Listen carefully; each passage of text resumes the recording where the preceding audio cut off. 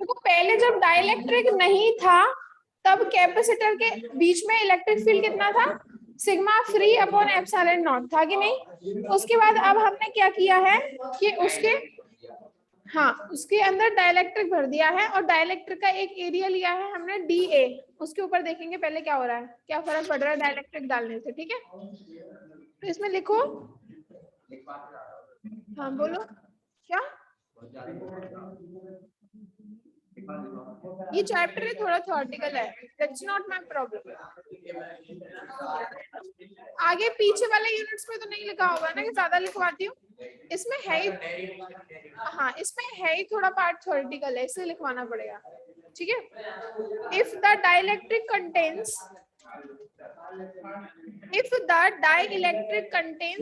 non-polar molecules, देखो अब हमने क्या किया है, डाइलेक्ट्रिक को कहाँ इंसर्ट कर दिया है, कैपेसिटर की प्लेट्स के बीच में, ठीक है। उसके बाद इफ द डाइलेक्ट्रिक कंटेन्स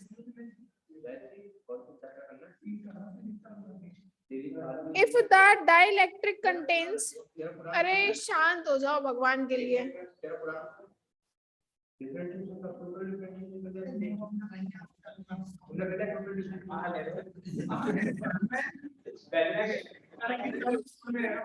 जल्दी जल्दी। If the dielectric contains non polar molecules, अब नॉन पोलर मॉलिक्यूल्स पता है ना सबको, ठीक है। If the dielectric contains non polar molecules then induced polarization of the molecules takes place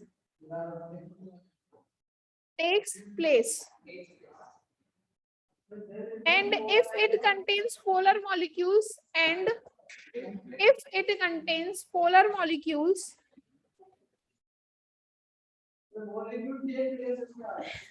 and if it contains polar molecules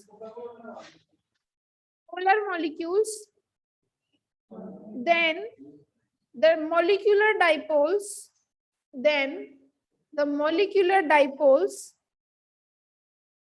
are aligned in the direction of applied electric field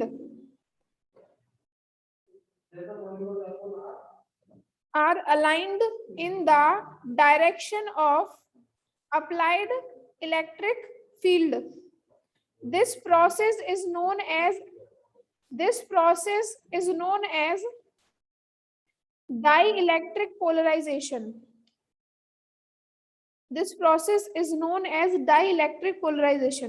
इसका मतलब समझ में आया। देखो अगर डाइलेक्ट्रिक में non polar molecules होंगे तो क्या होगा, इलेक्ट्रिक फील्ड में ही तो आ जाएगा वो बीच में। देखो कैपेसिटर के एक प्लेट पे कैसा चार्ज है, पॉजिटिव, एक पे नेगेटिव, तो बेसिकली इलेक्ट्रिक फील्ड कहाँ है, पॉजिटिव से नेगेटिव की तरफ।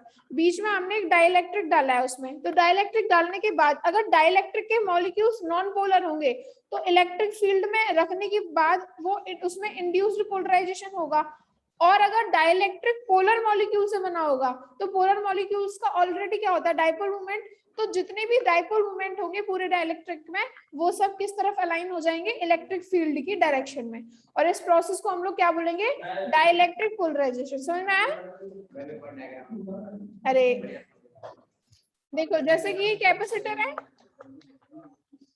ठीक है, ये तुम्हारा, उसके बाद देखो मैंने इसमें डाइलेक्ट्रिक रखा है, ठीक है, इसके अंदर मॉलिक्यूल्स होंगे, मतलब किसी मॉलिक्यूल का तो बना होगा।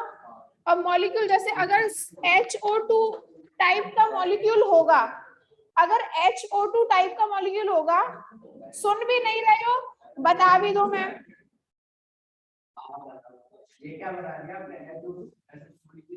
H2O सॉरी, हाँ देखो अगर H2O टाइप का मॉलिक्यूल होगा तो उसका डाइपोल मोमेंट होगा कि नहीं होगा, इसमें बहुत सारे मॉलिक्यूल्स होंगे, तो जब इसे इलेक्ट्रिक फील्ड में रखेंगे तो सारे के सारे डाइपोल मोमेंट इलेक्ट्रिक फील्ड के डायरेक्शन में अलाइन हो जाएंगे। ये बात समझ में आई? अगर इसमें पोलर मॉलिक्यूल्स होंगे तो, और अगर नॉन पोलर मॉलिक्यूल्स होंगे तो क्या होगा कि हर एक जो मॉलिक्यूल होगा उसमें इंड्यूस्ड डाइपोल मोमेंट आ जाएगा कि नहीं? बस यही चीज लिखी है। हाँ इधर इधर, हाँ इधर नेगेटिव आ जाएगा, इधर पॉजिटिव, और ये डायरेक्शन आ जाएगी सारे मॉलिक्यूल्स के डाइपोल मोमेंट की। हाँ सेम ही हो गया, बट हाँ बट बेसिकली क्या होगा, डाइलेक्ट्रिक का पोलराइजेशन हो जाएगा। कि क्या हो रहा है ये,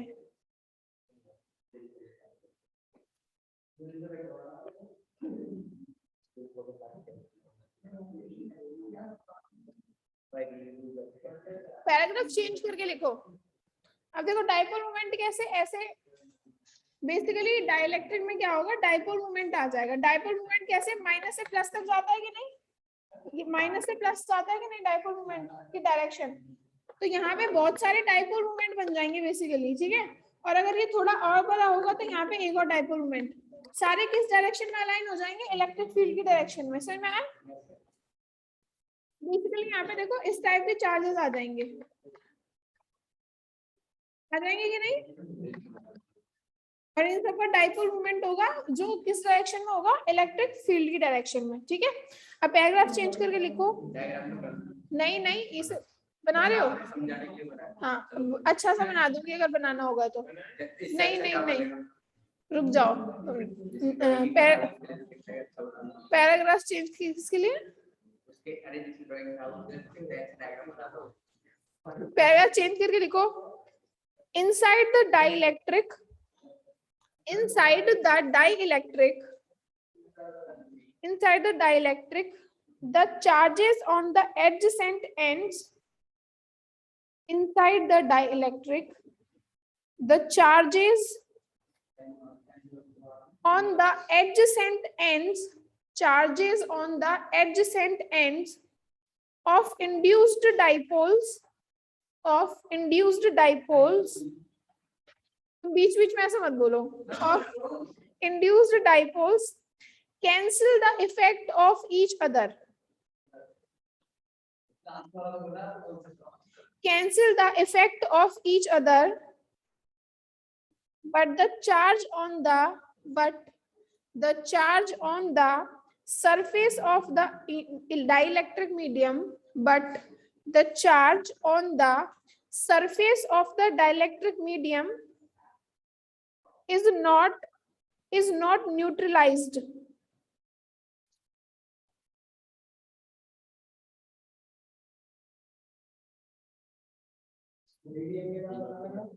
मीडियम इज नॉट न्यूट्रलाइज्ड, इसका मतलब क्या है देखो। अब देखो इसमें डाइपोल मोमेंट बन गए, अब जो एडजेसेंट चार्जेस होंगे वो आपस में कैंसिल आउट हो जाएंगे, सिवाय किसके, जो चार्जेस सरफेस पे होंगे, ठीक है। That is surface near plate A, that is the surface near plate A कैसा चार्ज हो जाएगा, प्लेट ए पे कौन सा चार्ज था, अरे वो जो डायग्राम पहले बनाया था, प्लेट ए पे पॉजिटिव चार्ज था, तो प्लेट ए के पास नेगेटिव चार्ज आ जाएगा और प्लेट बी के पास पॉजिटिव चार्ज आ जाएगा। जैसे ये प्लेट ए है और ये प्लेट बी है, तो हाँ बिल्कुल नेगेटिव आएगा। अब तो क्या बोला, that is the surface near the plate A is negatively charged, that is the surface near plate A is negatively charged while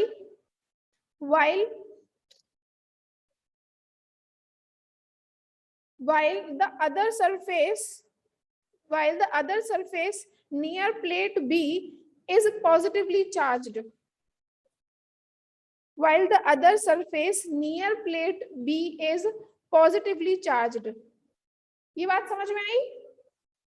देखो डायग्राम बनाया था, एक बार दिखाना किसी कॉपी में बढ़िया सा डायग्राम बनना हो तो।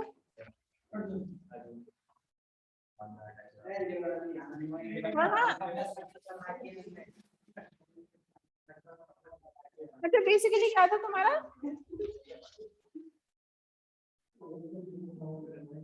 देखो ये डायग्राम बना रखा है मैंने,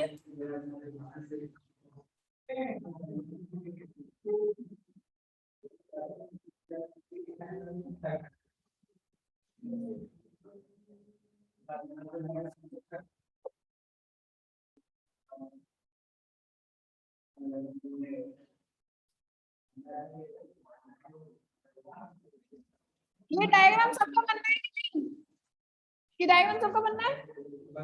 इसमें ना इसी में क्या करो, यहाँ पे ये बना लो तो समझ में आ जाएगा कैसे कैंसिल आउट हुआ था। इसी में बना लो ये बॉबी, ये बना लो। देखो इसी में, तो इसमें क्या होगा, एडजेसेंट चार्जेस क्या होंगे, कैंसिल आउट हो जाएंगे। इसका मतलब जो सरफेस एक प्लेट के पास है वहां पे तो आ जाएगा नेगेटिव चार्ज, और जो सरफेस प्लेट बी के पास है वहां पे क्या आ जाएगा, पॉजिटिव चार्ज। याद है, समझ में आया? दोबारा, वेरी गुड।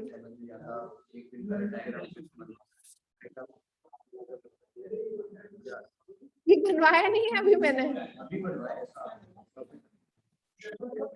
शुरू हुआ है, खत्म होने वाला है।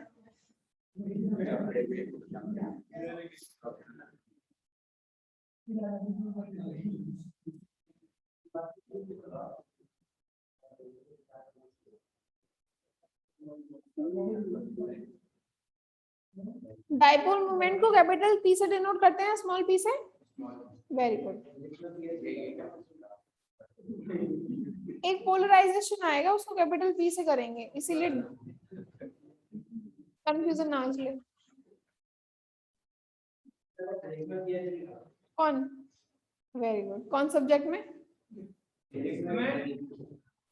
किसमें? फिजिक्स में? किसमें? Very good. ये डायग्राम बना लिया? हाँ,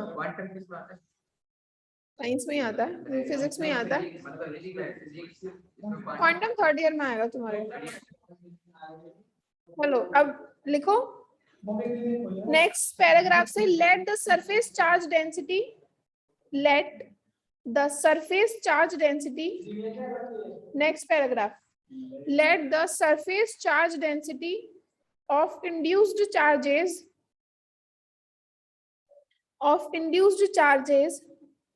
on the dielectric plate is sigma p.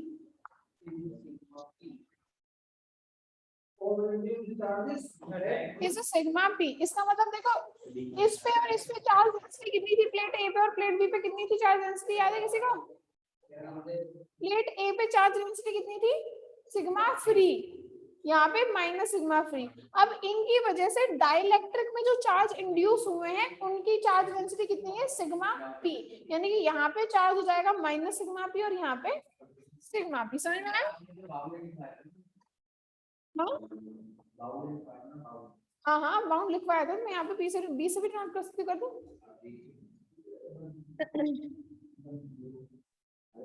Sigma B, ठीक है, sigma B.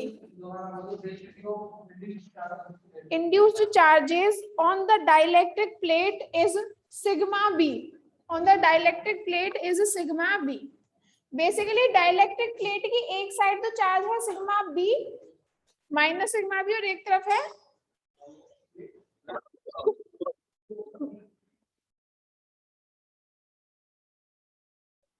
now consider a small part of dielectric. Now consider सब बात।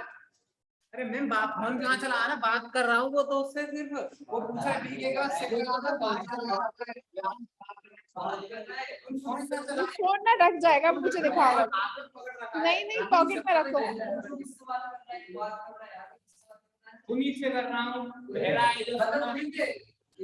Now consider a small part of dielectric of area dA. Of dielectric. Now consider a small part of dielectric of area dA. अब ये जो dielectric है ना, इसका हमने इतना पार्ट कंसीडर किया है, देखो दिख रहा है। इसका एरिया कितना है, dA, और इसकी लेंथ कितनी है, स्मॉल d, ठीक है। एरिया हो गया dA और लेंथ हो गई स्मॉल d। तो क्या बोला मैंने, cross area dA and length small d, which is the distance between the plates, which is the distance between the conducting plates, which is the distance between the conducting plates। यानी capacitor की दोनों plates के बीच में जितनी distance थी ना, हमने उतनी ही लेंथ की डाइलेक्ट्रिक प्लेट इंसर्ट की है और उसमें एरिया कितना ले लिया है, डी है। क्रॉस सेक्शन एरिया तो ले लिया डी है, जिस हम लोग एक्सपेरिमेंट करेंगे, जिसको हम स्टडी करेंगे, उसका एरिया ले लिया डी है और उसकी लेंथ कितनी हो जाएगी, डी, स्मॉल डी, जो कि कंडक्टिंग प्लेट्स के बीच की डिस्टेंस के इक्वल है। ठीक है। Since the amount of charge on the ends of this plate, since the amount of the charge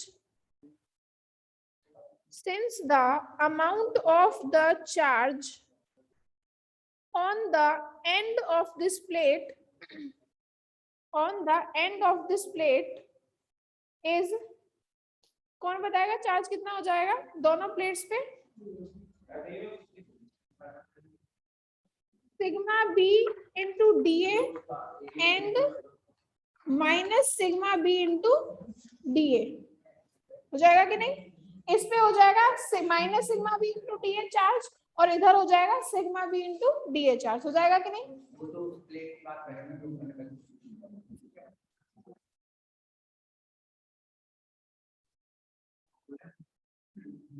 रखोगे कि नहीं।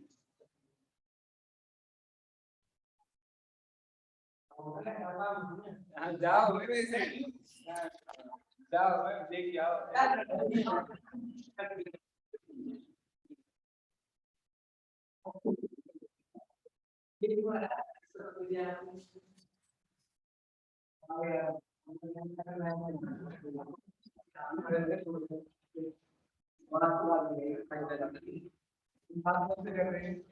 दोस्त अपने तुम्हारी दिक्कत।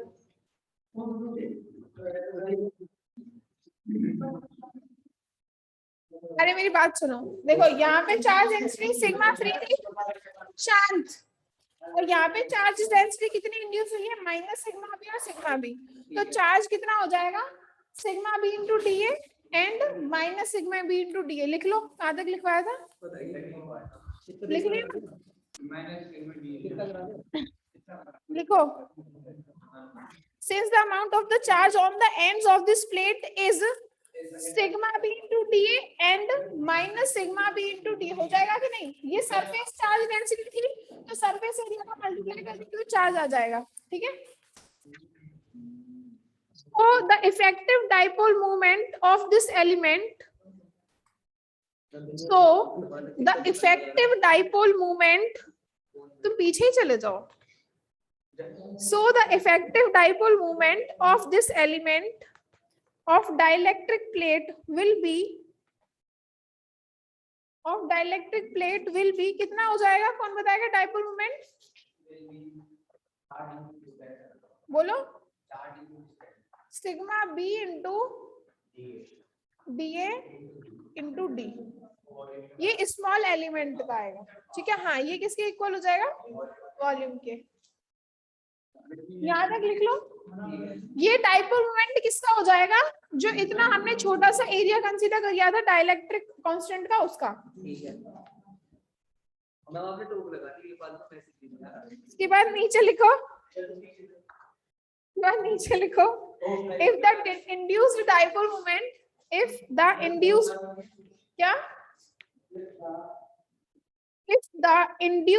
dipole moment, sorry, if थोड़ी बोला था मैंने, the induced dipole moment per unit volume, induced dipole moment per unit volume is a measure of polarization of the medium, is a measure of polarization of the medium. Therefore polarization P, therefore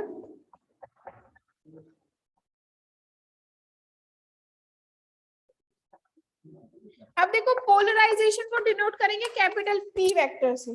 ठीक है। Polarisation vector हो जाएगा induced dipole moment per unit volume.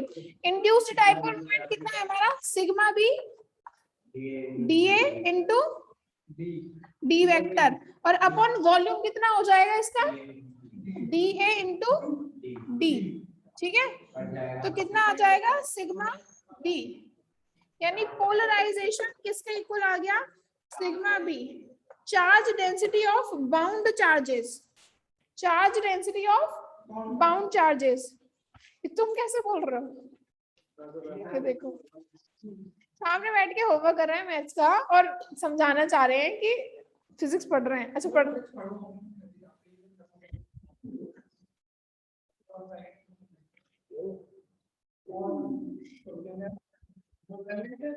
बिल्कुल ये समझ में आया, P vector sigma भी कैसे आया।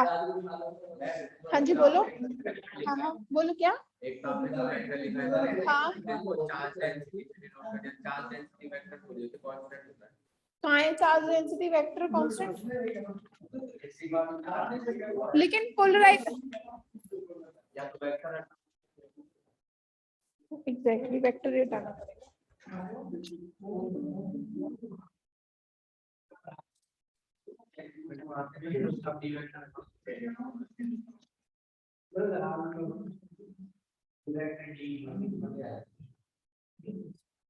ठीक है ऐसे लिखो, कैसे हो गए कब यहाँ पर देखना कितनी गंदी रहती है बीमारी की वो 2-3 दिन से रह रहे थे। पोलराइजेशन क्या हो गया, induced dipole movement per unit volume is called polarization. ठीक है, इसी को बोल देंगे हम लोग इलेक्ट्रिक, जैसे डाइपोल को इलेक्ट्रिक डाइपोल भी बोल देते हैं, ऐसे इलेक्ट्रिक डाइप वो पोलराइजेशन और इलेक्ट्रिक पोलराइजेशन दोनों एक ही चीज है। ठीक है, और आपको एक नया डायग्राम बनाना है। ठीक है,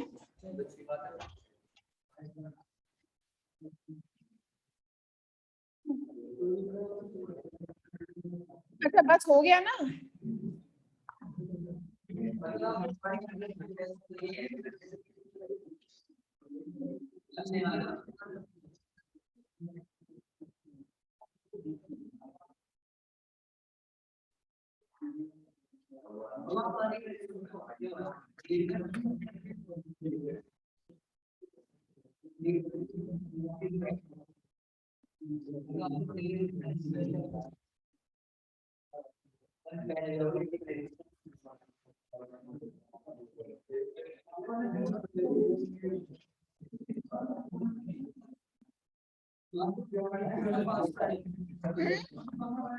मूड पे डिपेंड करता है।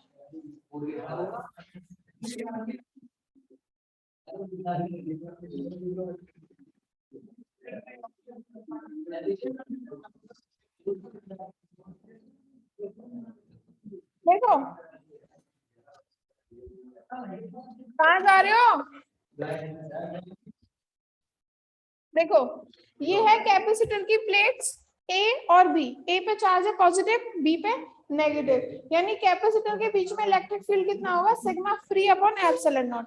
अब क्या हुआ, डाइलेक्ट्रिक को बीच में रखने पे डाइलेक्ट्रिक के सरफेस पे जिधर प्लेट ए है वहां तो आ गया नेगेटिव चार्ज, और कितना था ये माइनस सिग्मा बी। ठीक है, और इधर क्या आ जाएगा प्लस सिग्मा बी। ठीक है, अब डाइलेक्ट्रिक के अंदर भी इलेक्ट्रिक फील्ड हो जाएगा कि नहीं, पॉजिटिव से नेगेटिव चार्ज की तरफ कितना sigma B upon epsilon naught. ठीक है, ये वाला इलेक्ट्रिक फील्ड है पॉजिटिव से नेगेटिव प्लेट की तरफ, और ये डाइलेक्ट्रिक में पॉजिटिव से नेगेटिव। ठीक है, ये डायग्राम बना लो जल्दी। हाँ आराम से, मतलब जितनी देर बस की हो ऐसे बनाने के आपने किंग लगाना सुना, किंग आपने सुना ही क्या, मैंने सरदार सुना के सरदार से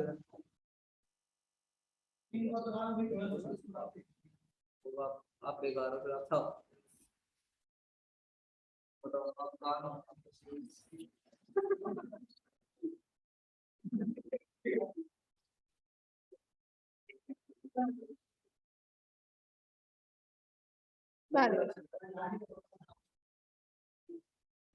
और यहाँ पे चार्ज डेंसिटी कितनी है, इस पे सिग्मा फ्री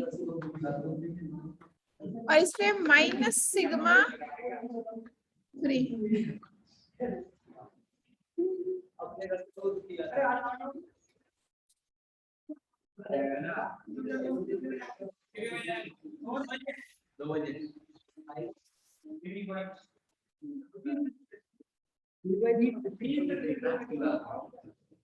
अच्छा, पोलराइजेशन की यूनिट क्या हो जाएगी? पोलराइजेशन की यूनिट उसके बराबर हो जाएगी charge upon area. Very good, यानी कूलम पर मीटर स्क्वायर। ठीक है, वहाँ यूनिट भी साइड में लिख लेना। यूनिट कितनी हो जाएगी? Coulomb per metre square. ठीक है,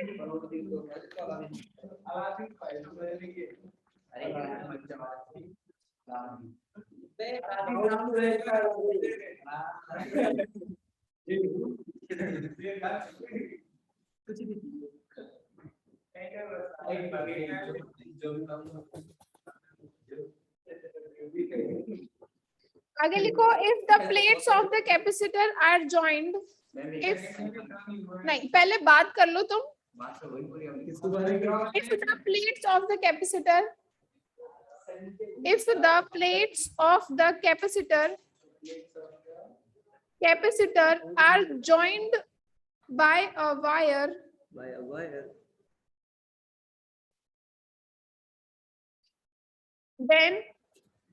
then plus minus sigma free। Basically हमने क्या किया है, यहाँ से इन दोनों को आपस में एक वायर से ज्वाइन कर दिया। समझ में आ रहा है?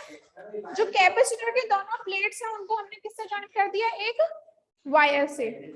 क्या? नहीं नहीं, विदाउट बैटरी। ठीक है, एक वायर से ज्वाइन कर दिया है। Then plus minus sigma free, then plus minus sigma free charges flow through the wire, flow through the wire and are neutralized. Yes, and are neutralized. At the same time, अब देखो, जब ये वाले charge neutralise हो जाएंगे तो ये वाले चार्ज न्यूट्रलाइज नहीं हो जाएंगे। ये चार्जेस थे, ये वाले चार्जेस थे किसकी वजह से? इन चार्जेस की वजह से। तो जब यही नहीं रहेंगे तो ये वाले चार्जेस रहेंगे क्या? वैसे भी इंड्यूस हुए थे, तो इंड्यूस जिससे हुए थे वो रीजन ही खत्म हो जाएगा, तो वो चार्जेस भी न्यूट्रलाइज हो जाएंगे कि नहीं? तो at the same time the induced charges plus minus sigma भी। हाँ, कुछ पूछ रहे? नहीं नहीं नहीं, at the same time induced charges plus minus sigma b being bound charges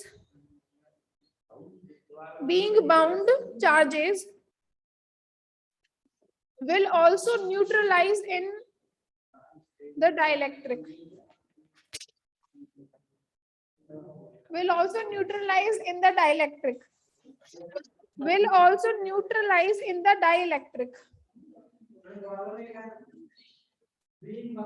being bound charges will also neutralize in the dielectric.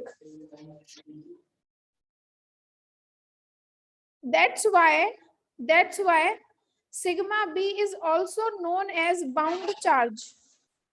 That's why sigma b is known as bound charge.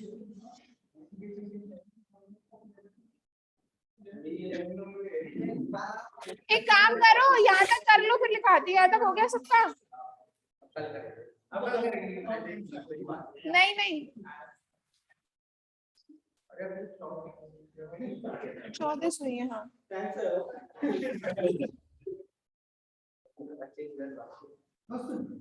अभी यहाँ तक समझ में आया क्या हुआ है? जैसे ही ऊपर वाले प्लेट्स वाले जो चार्ज है वो न्यूट्रलाइज होंगे तो डाइलेक्ट्रिक के चार्जेस भी क्या हो जाएंगे? न्यूट्रलाइज हो जाएंगे। ठीक है,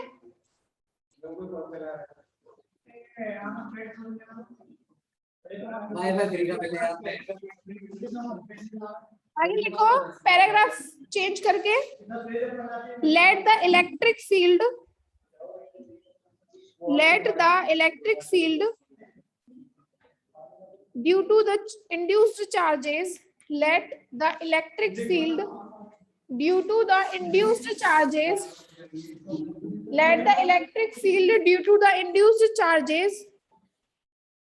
in the in the dielectric is EP. In the dielectric is EP. यानी कि डाइलेक्ट्रिक में इंड्यूस्ड चार्जेस की वजह से जो इलेक्ट्रिक फील्ड है उसको हम लोग क्या बोल रहे हैं? EP. नीचे लिखो therefore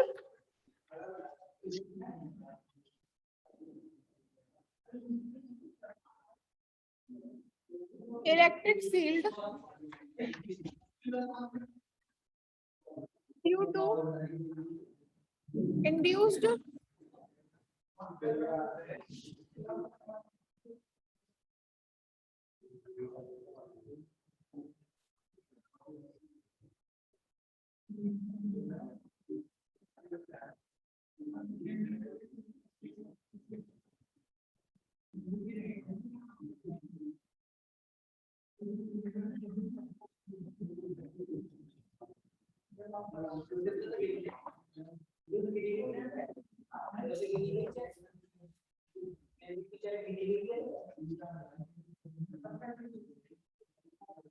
देखो अब डाइलेक्ट्रिक कांस्टेंट में, यहाँ पे डाइलेक्ट्रिक कांस्टेंट में जो इलेक्ट्रिक फील्ड होगा उसे हमने क्या बोला है? EP, जो कितना होगा?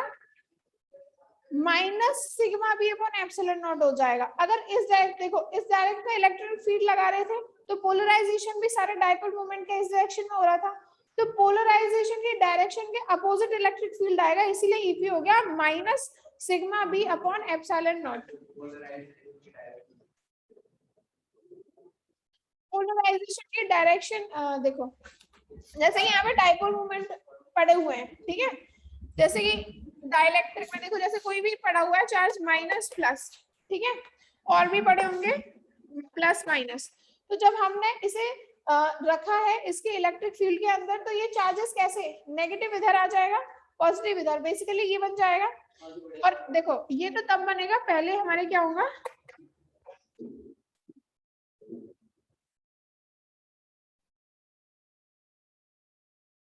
देखो पोलराइजेशन की डायरेक्शन भी हो जाएगी माइनस P से प्लस, माइनस चार्ज से प्लस चार्ज, जैसे डाइपोल मोमेंट की होती है एग्जैक्टली, तो पोलराइजेशन की डायरेक्शन भी हो जाएगी इलेक्ट्रिक फील्ड की डायरेक्शन में। पोलराइजेशन की डायरेक्शन, हाँ बेसिकली करेक्ट। तो जो पोलराइजेशन भी है इलेक्ट्रिक फील्ड लगाने के बाद इलेक्ट्रिक फील्ड की डायरेक्शन में ही पोलराइजेशन हो जाएगा, ठीक है। तो अब पोलराइजेशन की डायरेक्शन के अपोजिट यहाँ पे इलेक्ट्रिक फील्ड होगा कितना, minus sigma B upon epsilon naught, और ये डायरेक्शन इलेक्ट्रिक फील्ड के डायरेक्शन की भी अपोजिट है जो कैपेसिटर की वजह से प्रोड्यूस हो रहा है।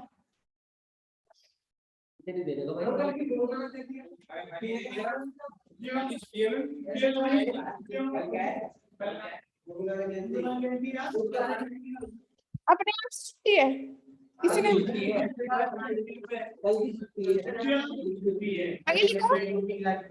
आगे लिखो सब्स्टिट्यूटिंग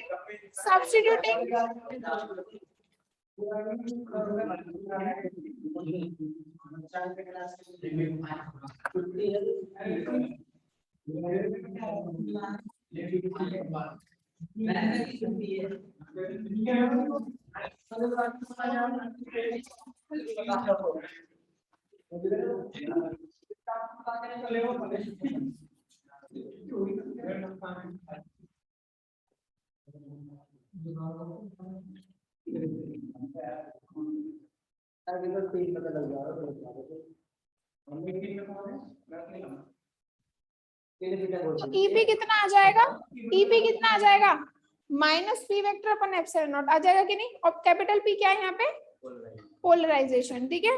अब नेक्स्ट हेडिंग डालो इलेक्ट्रिकल ससेप्टिबिलिटी, इलेक्ट्रिकल ससेप्टिबिलिटी,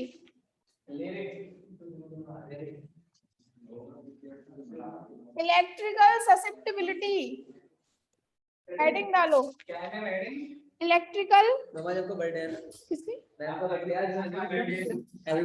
मेरा बर्थडे आता है 21 February।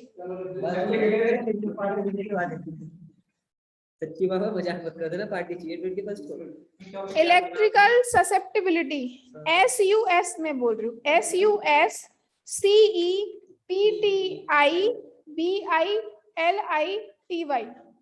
मतलब susceptibility. Then because of it, देखो डाइपोल मोमेंट प्रोपोर्शनल था ई वेक्टर के, किसी को याद है? डाइपोल मोमेंट ई वेक्टर के प्रोपोर्शनल था, फिर हमने प्रोपोर्शनलिटी कांस्टेंट अल्फा लिया था, और अल्फा को क्या बोलते हैं हम लोग? अल्फा होता है तुम्हारा एटॉमिक पोलराइजेबिलिटी, याद है? अब हम लोग बात करेंगे इलेक्ट्रिकल ससेप्टिबिलिटी की। इसमें लिखो in an isotropic dielectric, in an isotropic dielectric, isotropic का मतलब पता है ना, जो सारी डायरेक्शंस में सेम होता है, आइसोट्रोपिक।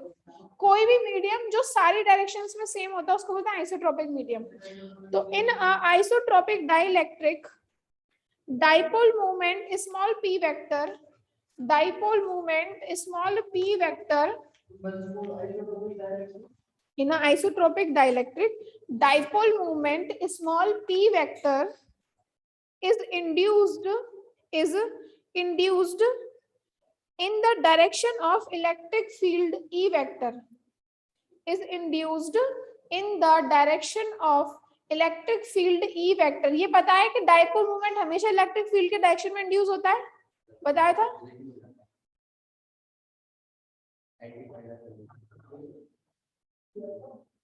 वो फालतू की बात। आप बताओ कैसे? हाँ, टॉर्क कहाँ आ गया इसमें? हाँ,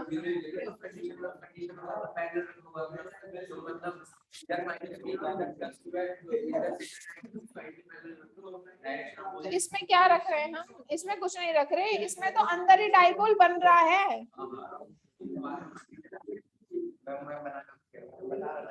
In such a medium,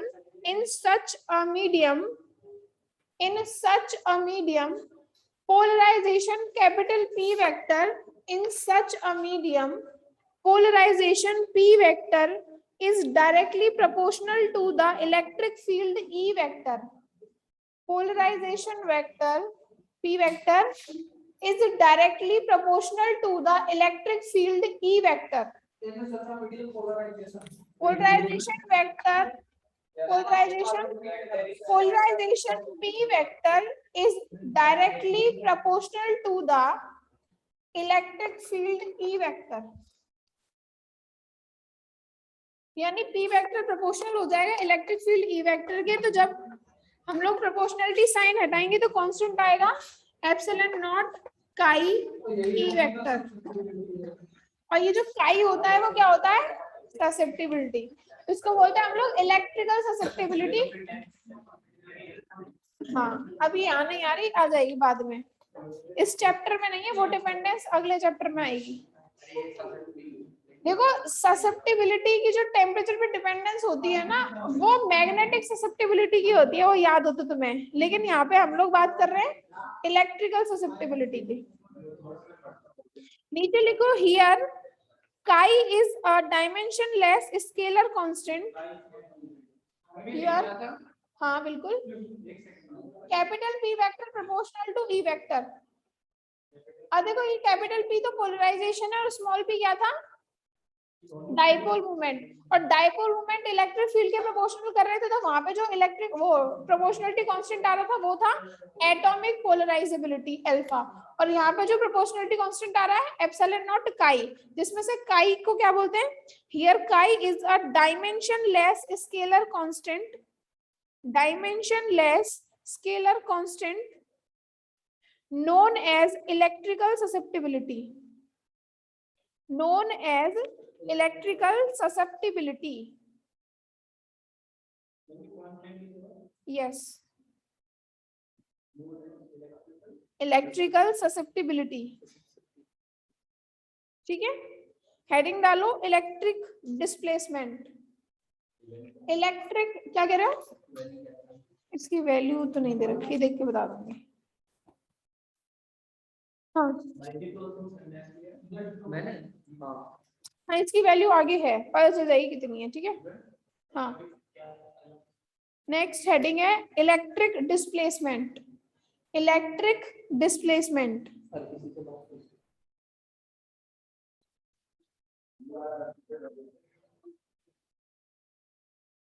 electric displacement लिख लिया, इसमें लिखिए द पोलराइजेशन इलेक्ट्रिक फील्ड, अरे शांत, डैड बोल रहा था अपने आप को मैंने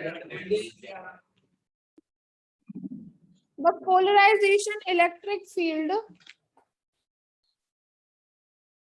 the polarisation electric field E P vector. देखो ई पी वेक्टर किसकी वजह से आया था, पोलराइजेशन की वजह से आया था कि नहीं, डाइलेक्ट्रिक कांस्टेंट में अंदर, इसको हम लोग क्या बोल रहे हैं, इलेक्ट्रिक पोलराइजेशन इलेक्ट्रिक फील्ड। तो लिखो the polarisation electric field E P vector is induced in a direction, is induced in a direction opposite to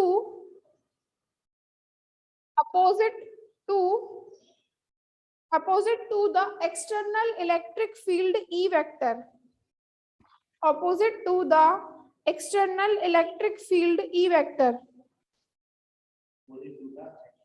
electric field E naught vector लिख लो, E naught vector opposite external electric field E naught vector, ठीक है। देखो E naught vector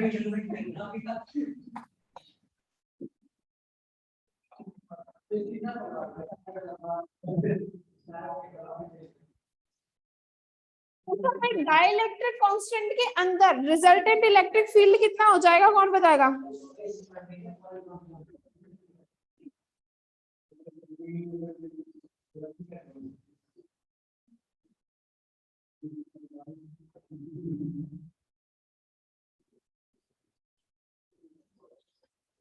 E not क्या था, जो capacitor की plates की वजह से इलेक्ट्रिक फील्ड था, sigma free upon epsilon not. उसके बाद डाइलेक्ट्रिक में एक और इलेक्ट्रिक फील्ड प्रोड्यूस होता है बिकॉज ऑफ द पोलराइजेशन, कितना, ईपी वेक्टर, जो कितना था, minus sigma B upon epsilon naught था कि नहीं, और minus sigma B upon epsilon naught को हमने लिखा था minus P vector upon epsilon naught, क्योंकि सिग्मा भी किसके इक्वल होता है, पोलराइजेशन के, ठीक है। तो अब टोटल डाइलेक्ट्रिक के अंदर जो टोटल इलेक्ट्रिक फील्ड होगा वो दोनों वेक्टर फील्ड का सम हो जाएगा कि नहीं, अलजेब्रिक सम। क्या नेगेटिव आएगा भी, मैंने वैल्यू सब्स्टिट्यूट नहीं किया ना इसलिए। हाँ हाँ, अभी डायरेक्शन वाला फैक्टर लिखा ही नहीं है ना मैंने, वो भी लिखूंगी मैं।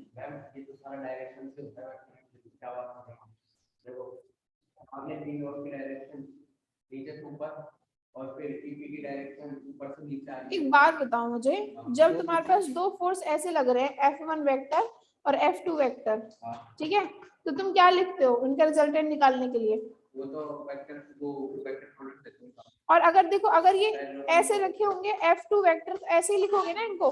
जब इनका टोटल F वेक्टर निकालो, क्या लिखोगे, F1 vector plus F2 vector, और फिर इनकी वैल्यूज जब रखोगे तो उसमें माइनस आएगा। अरे मैं बोल रहा हूं, देखो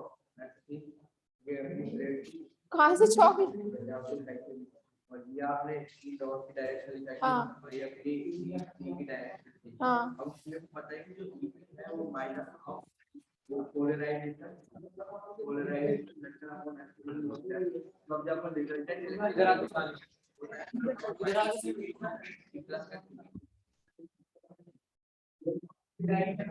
हाँ हाँ ठीक है।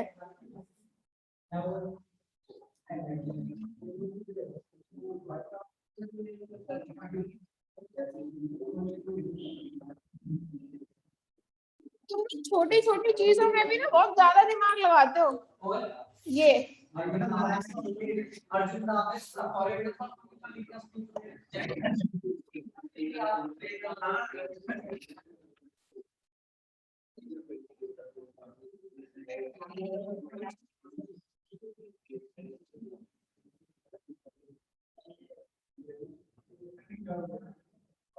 लिख लो यहाँ तक।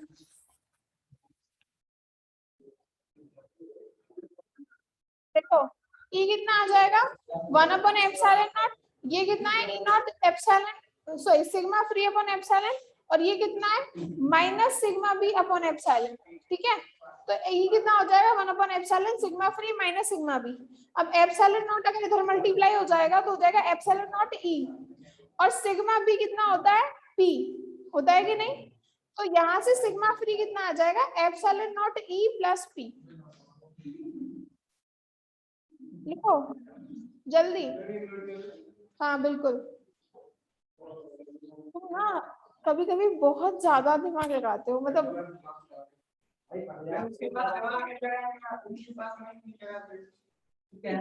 ये फिर फोन लेके बैठा, यहाँ से फोन वोन उठा के ले गया, तुम्हारे जो हाथ में लग रहा था।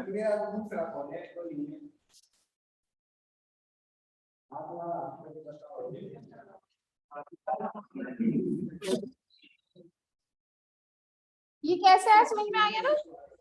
ये कैसे है समझ में आ गया?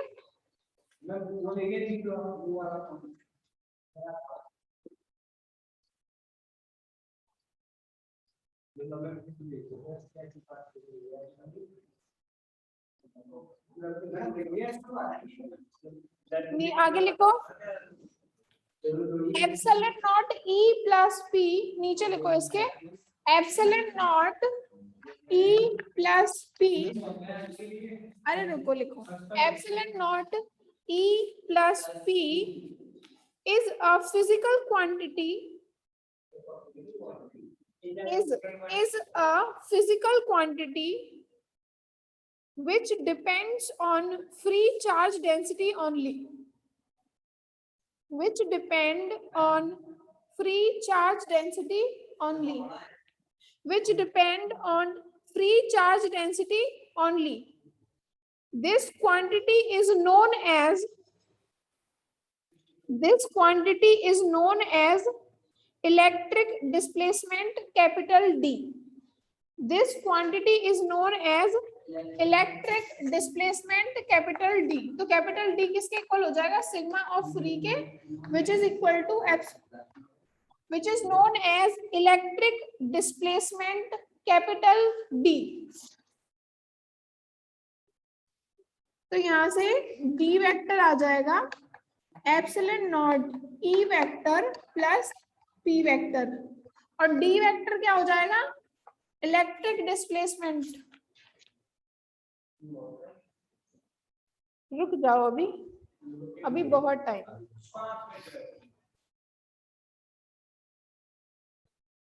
ये खत्म कर दो, 2 लाइन का और रह गया है, फिर कल से नेक्स्ट टॉपिक कर लेंगे।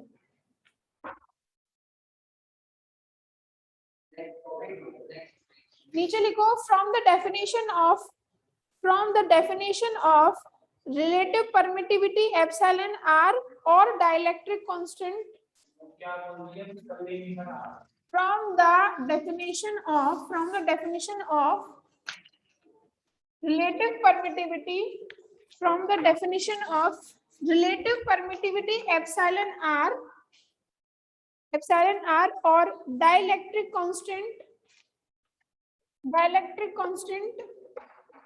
कितना होता है ये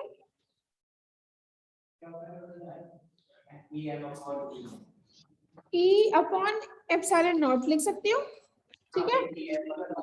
ये किसके इक्वल हो जाएगा E नॉट अपॉन E के। देखो कैसे, E मीडियम में कितना होगा देखो Q upon 4 pi epsilon r square होगा कि नहीं, और E नॉट कितना होगा Q upon 4 pi epsilon not r square. Electric field देखो ये एप्सिलॉन r या k कितना हो जाएगा एप्सिलॉन अपॉन एप्सिलॉन नॉट। अब देखो इलेक्ट्रिक फील्ड कितना होता है Q upon 4 pi epsilon r square, यानी कि E is basically inversely proportional to epsilon हो जाएगा। तो इसलिए एप्सिलॉन अपॉन एप्सिलॉन नॉट, यानी ये तो मीडियम की परमिटिविटी और ये वैक्यूम की, is equal to electric field in vacuum upon electric field in medium, ठीक है। जाओ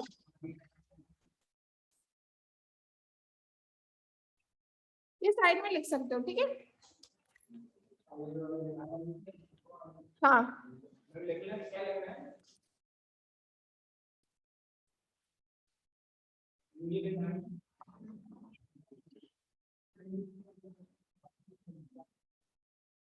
देखो परमिटिविटी इन मीडियम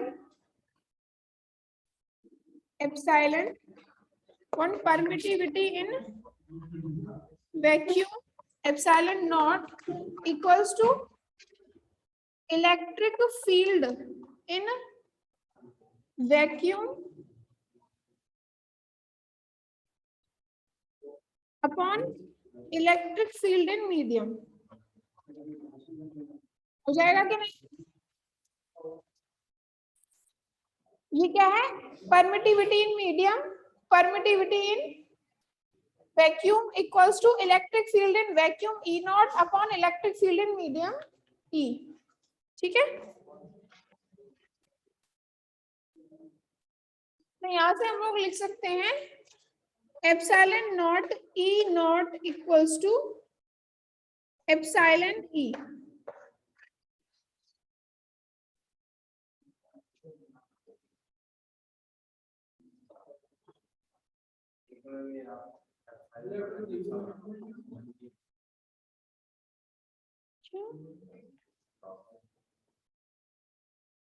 ऐसा बनता है इसका 3 आपको 3 बार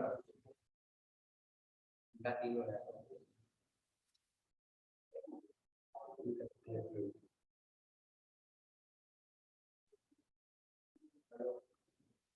कहाँ?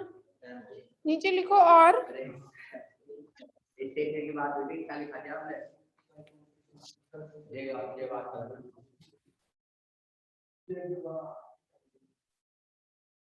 क्या हो रहा है ये? क्या हो रहा है ये? नहीं, ये हो क्या रहा है ये बता दो। किसका? तो मम्मी ने ये कहा है कि बेटा क्लास में बैठ के बात क्या करो।